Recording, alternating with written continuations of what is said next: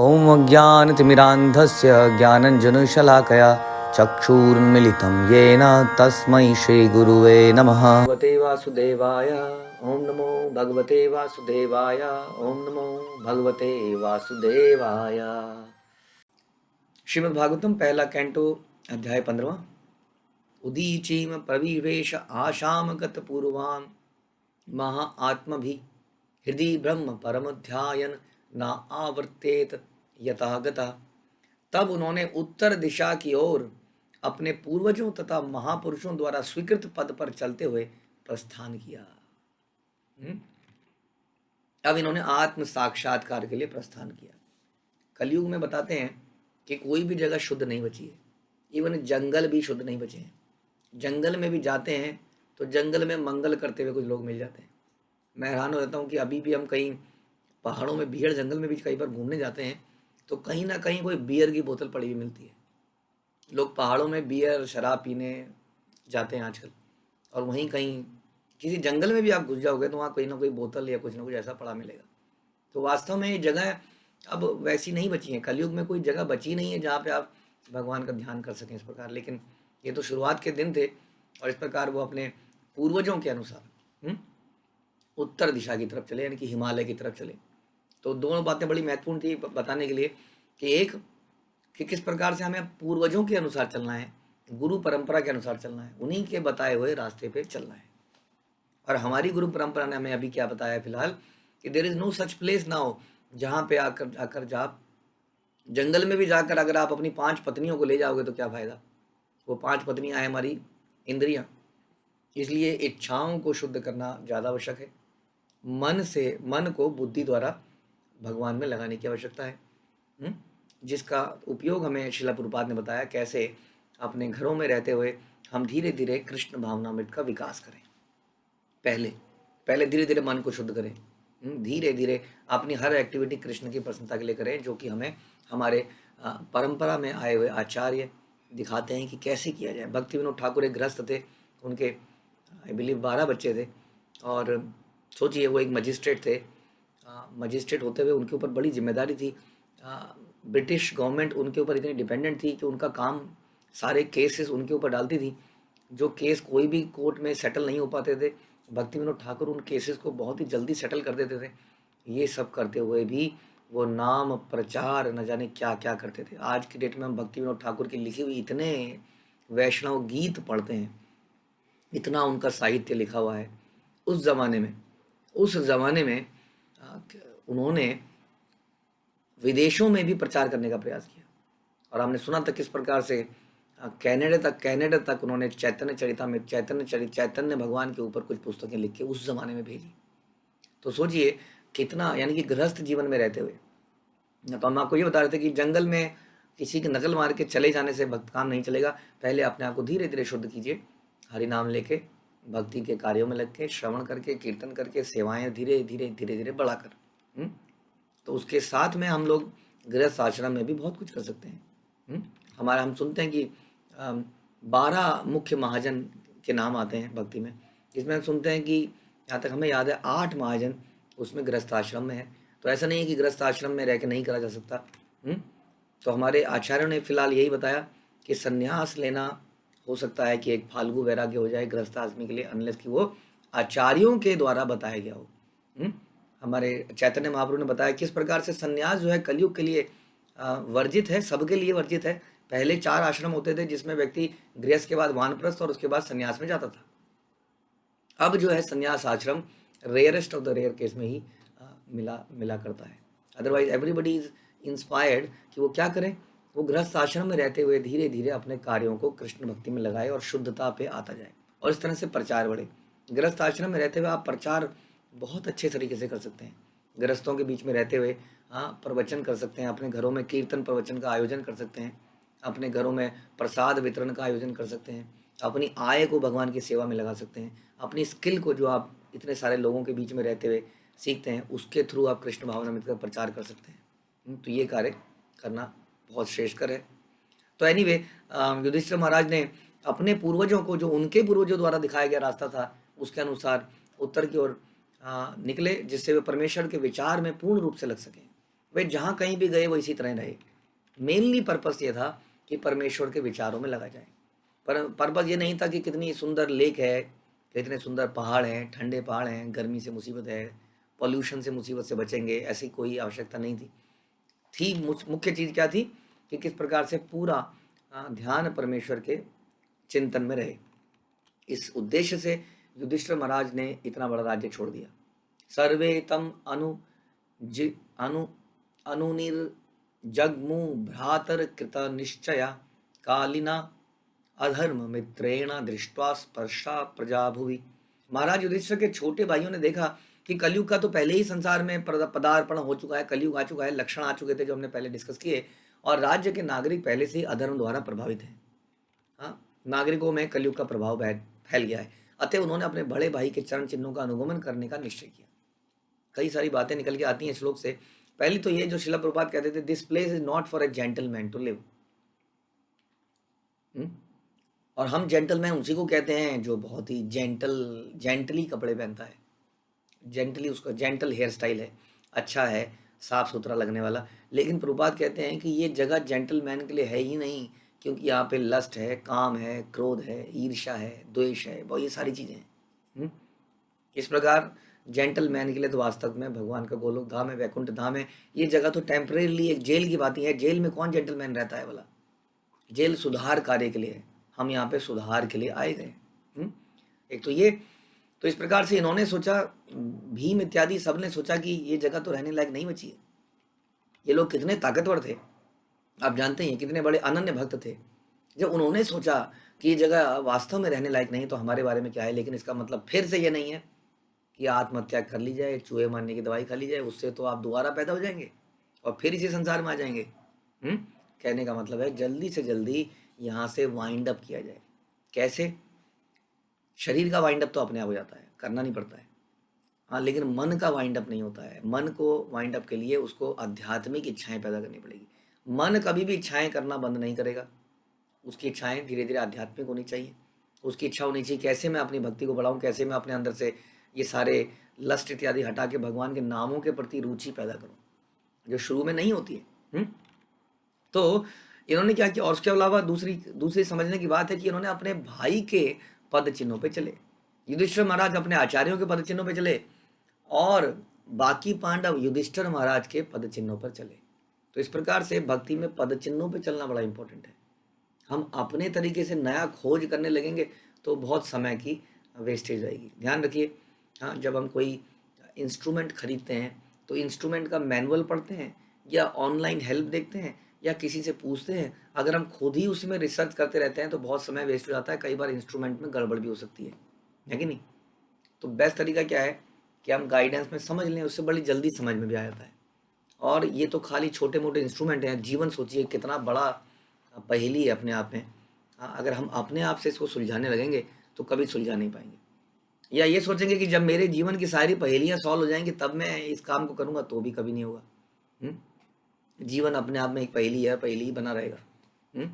इस प्रकार से कैसे इसमें ज़्यादा ना उलझ कर, एक कहते हैं ना पतली गली से रास्ता बना के निकल जाना, वो उसकी आवश्यकता है। हम अक्सर बोलते हैं कैसे एक नदी जी के सामने जब एक पहाड़ आ जाता है तो नदी जो है पहाड़ से टक्कर मार मार के समय बर्बाद नहीं करती है, रास्ता बना के निकल जाती है जब तक वो समुद्र में जाके नहीं मिल जाती है। तो इसी प्रकार से हमें ऐसे टेढ़ा मेढ़ा होके किसी तरह से रास्ता निकाल लेना है।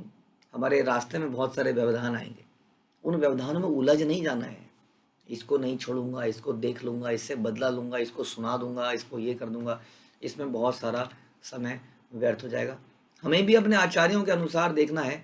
श्रील प्रभुपाद और उनके शिष्यों ने कैसे संसार में रहते हुए संसार के कार्यों से विरक्ति पाली और वही कार्यों में रहे। लोग बिल्डिंग निर्माण करते हैं, बड़े बड़े घर बनाते हैं।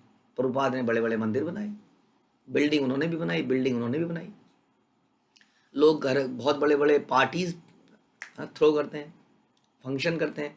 प्रभुपाद ने बहुत बड़े बड़े उत्सव किए, उसमें हजारों लोगों को खिलाया। उत्सव उन्होंने भी किए, उत्सव उन्होंने भी किए। उन्होंने प्रसाद बांटा। लोग नाइट क्लब में नाचते हैं, गाते हैं, शादियों में बंगला पाते हैं, और प्रभुपाद ने लोगों को खूब नचाया। वो भी नाचे और वो भी नाचे। तो इस प्रकार से कहने का मतलब है कैसे इस मन की इच्छाओं को आध्यात्मिक बनाया जाए। तो यही करने के लिए जो उनके भाई थे उन्होंने उनको फॉलो किया, युधिष्ठिर महाराज को। तो हमारा भी कर्तव्य बनता है कि हम भी अपनी परंपरा को फॉलो करें। कहने का मतलब ये था कि अपने तरीके से नए रास्ते बनाने का प्रयास करेंगे तो बड़ी दिक्कत होगी। इसमें जरा सा भी प्रॉब्लम नहीं है, लेकिन हमें ऐसी सीख मिल गई somehow, we have learn not to follow anybody. ऐसा कुछ एक नया ही माहौल बन गया है, किसी को फॉलो मत करो। और इसी तरह का माहौल था यूनाइटेड स्टेट्स में आज से 50-60 साल पहले। जब शिला प्रभुपाद वहाँ पर गए तो वहाँ पर इस तरह का कल्चर था, किसी व्यक्ति की मत सुनो, 30 साल की उम्र से ज़्यादा व्यक्ति की तो बिल्कुल मत सुनो। अब वो बूढ़ा हो गया है, सनकी हो गया है, और ऐसे में 30 साल नहीं, 30 इंटू 2 प्लस 10 यानी कि 70 साल का व्यक्ति वहाँ पहुँचा हुआ था। उनकी बात वो कैसे सुनते? लेकिन प्रभुपाद के जो शुद्धता थी, उनके बाद जो हरिनाम की ताकत थी, भगवान का शक्ति थी, उसके माध्यम से एक बूढ़े व्यक्ति की बात सुन के उन्होंने अपना जीवन बदल लिया। हाँ, तो जब उन लोगों ने बदल लिया तो हम काहे की वेट कर रहे हैं? हमें भी अपने आचार्यों के अनुसार जीवन जीना चाहिए। ध्यान रखिए, एक्सपेरिमेंट करने का कोई प्रयास मत कीजिए। 10 गुरु अगर गलत मिले हैं तो उसका मतलब ये नहीं है कि गुरु गलत हो जाएंगे। अगर आपको 10 डॉक्टर आपका इलाज नहीं कर पाए, फिर भी आप ऐसा नहीं करते कि सारे डॉक्टर गलत हैं, अब मैं घर में इलाज शुरू करता हूँ या करती हूँ। आप 11वां डॉक्टर ढूंढते हैं, आप 12वां डॉक्टर ढूंढते हैं, आप 15वां, 50वां, 100वां डॉक्टर ढूंढते हैं, अलग अलग पैथी के डॉक्टर ढूंढते हैं, लेकिन ढूंढते ही रहते हैं। उसी प्रकार से हो सकता है कि पहला गुरु धोखेबाज मिला हो, जैसा आजकल मिलते ही हैं, दूसरा मिला हो, तीसरा मिला हो सकता है 11वां ठीक मिले, हो सकता है 50वां सही मिले। तो कौन गुरु सही, जो आपको ये बताए कि आप कौन हैं, संसार में क्यों आए हैं, आपका भगवान से क्या रिश्ता है, भगवान तक कैसे पहुंचा जा सकता है, भगवान कौन है। वो कोई वेग आइडिया ना दे भगवान होने का, ये भी भगवान हो सकते हैं, ये भी भगवान है, सब भगवान है, किसी का भी मंत्र जपो, तो इसका मतलब वो गुरु नहीं है, जो बहुत ही क्लियरली आपको ट्रेनिंग दे। तो इस प्रकार से हम कहना चाह रहे हैं कि गुरु परंपरा में रहते हुए यदि हम चलेंगे तो हमें बहुत लाभ होगा, जैसे कई लोगों को हुआ, जैसा पांडवों को हुआ। तो यहाँ पे प्रभुपाद बताते हैं कि नियमानुसार आधी उम्र बीतने के बाद कम से कम टोटली हमें भक्तिमय जीवन जीना चाहिए। लेकिन कभी कभी निवृत्ति प्राप्त, कहते हैं कि कई बार कई लोग क्या करते हैं कि रिटायर तो हो जाते हैं, सारी चीज़ों को त्याग देते हैं, लेकिन ये नहीं समझ पाते कि कैसे इसको यूटिलाइज किया जाए समय को। और हमने देखा है कि कई बार लोग ऐसे में पार्कों में ताश खेलते हैं, या किसी आश्रम में चले जाते हैं, वृद्धाश्रम में, जहाँ सब लोग बैठ के, वृद्धाश्रम में हमने देखा कई बार वृद्धाश्रम में भी लोग बैठ के ताश खेल रहे होते हैं, या इस तरह के कोई टीवी सीरियल देखने में अपना जीवन का अंतिम समय बिताना चाहते हैं। तो इस तरह से ऐसी रिटायरमेंट से भी लाभ नहीं होगा। हमारे पास स्पेसिफिक काम होने चाहिए, भक्तिमय काम। श्रील प्रभुपाद की कृपा से भक्तिमय इस कृष्ण भावनामृत में इतनी सेवाएं हैं, इतनी सेवाएं हैं कि आपको किसी वृद्धाश्रम में जाने की जरूरत नहीं है। यदि आप बोर हो रहे हैं तो हमारे पास आइए, हम बताएंगे कैसे। आप कहीं ये सोच रहे हैं कि प्रभु जी मैं रिटायर नहीं हो रहा, क्यों, क्या करूँगा प्रभु जी? तो हम बताएंगे क्या किया जा सकता है, कैसे जीवन को यूटिलाइज किया जा सकता है। तो यही बता रहे हैं प्रभुपाद। उन सबों ने पूर्ण पुरुषोत्तम भगवान श्री कृष्ण की भक्तिमय सेवा के अनुशीलन में अपने आप को प्रवृत्त किया। स्वामी श्रीधर के अनुसार धर्म, अर्थ, काम तथा मोक्ष जीवन के चरम लक्ष्य नहीं है। इसका अभ्यास वो करते हैं जो जीवन के लक्ष्य को नहीं जानते। स्वयं भगवान ने भगवत गीता में जीवन के चरम उद्देश्य का संकेत किया है, और पांडवों ने बिना किसी संकोच के उसका पालन किया। जीवन का चरम उद्देश्य है कृष्ण भक्ति, प्रेम, भगवान से प्रेम को प्राप्त करना। और सारे धर्मों में आप हैरान होंगे, सारे धर्मों में ये बताया गया है। इवन हम सुनते हैं कई बार सिख धर्म के बारे में, डिटेल में जब जाते हैं, डिटेल में जब हम इवन क्रिश्चियनिटी में जाते हैं, तो सब लोग यही कहते हैं, भगवान से, भगवान के नाम से प्रेम पैदा करो। तो ये जीवन का उद्देश्य है, केवल मोक्ष उद्देश्य नहीं है। उसके बाद पांडवों के साथ क्या हुआ? ते साधु कृत सर्व अर्था ज्ञात्वा आत्यंतिकम आत्मना मनसा धारयाम आसु वैकुंठ चरणम्बुजम। उन्होंने धर्म के सारे नियम संपन्न कर लिए थे, अतएव उनका यह निश्चय ठीक ही था कि भगवान श्री कृष्ण के चरण कमल ही सबके चरम लक्ष्य हैं। तो ये है धर्म का असली चरम लक्ष्य। इसलिए कहते हैं कि धर्म सुनिश्चिताम पुंसा विश्वक्सेनु कथा सुहा न उत्पादन यदि रतिम श्रमे भी केवलम। यानी अगर हमारे इतने प्रयासों से हमने व्रत रखे, दीप जलाए, यात्राएं करी, श्रवण किया, कीर्तन किया, लेकिन इन सब के बावजूद भी भगवान के प्रति अटैचमेंट पैदा नहीं हो रही है, भक्तों अपने आप को भौतिक इंद्रियों, मन और नाम के प्रति अटैचमेंट नहीं हो रही है, तो ये सब केवल लेबर है, वेस्ट है। इसका मतलब कोई ना कोई गलती है। हाँ, कहीं ना कहीं कुछ मेरे प्रयासों में गलती है, या मैं किसी गलत जगह पर ही हूँ, कुछ ना कुछ तो समस्या है। तो हमारा अल्टीमेट उद्देश्य होना चाहिए श्री कृष्ण के चरण कमल, वही परम उद्देश्य है। अतः उन्होंने बिना व्यवधान के उनके चरणों का ध्यान किया, सारे पांडवों ने। और पूर्वा बताते हैं कि भगवद गीता में भगवान ने कहा कि जिन्होंने पूर्व जन्म में सत्कर्म कर लिए हैं ना, और सत्कर्म करके जो पापों से मुक्त हो गए हैं, वही इसको समझ पाएंगे। बाकी लोग एकदम से ईर्ष्यालु हो जाएंगे, आप कैसे कह सकते हो कि वही भगवान है। हम नहीं कह रहे हैं, पहली बात तो कोई बात हम नहीं कह रहे हैं, सारी की सारी बातें शास्त्रों के आधार पर की जा रही हैं। तो जिन्होंने गत वर्षों के, पिछले जन्मों के पाप कर्म जिनके समाप्त नहीं हुए हैं, वो कृष्ण भक्ति को अपना नहीं पाएंगे। पांडवों ने न केवल इस जन्म में बल्कि पिछले जन्म में बहुत पुण्य कर्म किए थे, पाप कर्मों से मुक्त थे, इसलिए वो एकदम से भगवान के चरण कमलों के प्रति आकर्षित हो गए। और विश्वनाथ चक्रवर्ती ठाकुर के अनुसार धर्म, अर्थ, काम और मोक्ष के नियमों को वही अपनाते हैं जो पाप कर्मों से मुक्त नहीं हुए हैं। ऐसे लोग उपयुक्त चारों नियमों के कलमश से प्रभावित होने के कारण वैकुंठ के स्वामी भगवान के चरण कमलों को प्राप्त नहीं कर पाते। भौतिक आकाश, दुर्गा देवी या भगवान की भौतिक शक्ति के वो लोग अधीन है, किंतु वैकुंठ विश्व की व्यवस्था भगवान की निजी शक्ति से होती है। तो ये संसार किसकी कंट्रोल में रहता है? दुर्गा जी के। और इस संसार के बियॉन्ड भगवान का शासन चलता है, जहाँ भगवान की योग माया का काम चलता है। ये भी भगवान की शक्ति है, इसको महामाया कहते हैं, लेकिन इसका मुख्य काम संसार में लोगों को भ्रमित करना है, क्योंकि वो भोग करने के लिए आए हैं। और जब वो इस तरह से भोग करते करते फ्रस्ट्रेट हो जाते हैं, उन्हें समझ में आ जाता है, तब वो भगवान की योग माया के प्रति सरेंडर, आत्मसमर्पण करते हैं और भगवान की भक्ति में लगते हैं। तो इस तरह से कलयुग, इस तरह से पांडव जो है भगवान के चरण कमलों को उन्होंने उद्देश्य बना ही रखा था। अब उन्होंने बिना व्यवधान के उनके चरणों का ध्यान किया, बिना व्यवधान के। तो टोटली उन्होंने अपने ध्यान को भगवान में फिक्स कर लिया। आगे क्या होता है इनके साथ, इसको जानने के लिए हमें थोड़ा इंतजार करना पड़ेगा। ग्रंथराज श्रीमद् भागवतम की जय, श्रील प्रभुपाद की जय।